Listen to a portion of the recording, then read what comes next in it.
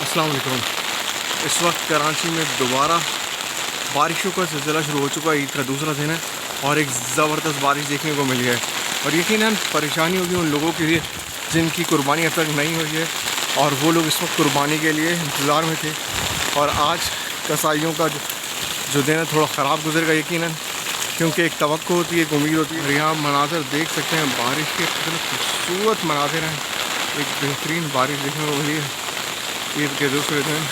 और ये मनाज़िर जो मैं आपको आपकी स्क्रीन पर शो करा रहा हूँ, ये स्कीम 35 के गुलजार हिजरी की तरफ, जो कि अब्दुल सन्नत फ़ानी रोड से मुतसिल रोड है। और कहा ये जा रहा था कि ईद के दिनों में थोड़ी कम बारिश होगी और 13 तारीख से दोबारा दूसरा स्पेल शुरू होगा मानसून का। मगर अब तक जिस तरह से सूरत हाल है, बारिश मुसलसल, साउथ में भी कल रात काफ़ी ज़्यादा बारिश हुई है। और ये बारिश जो ज़हमत बन रही है वो सिर्फ़ और सिर्फ इंतज़ामिया की बदौलत है।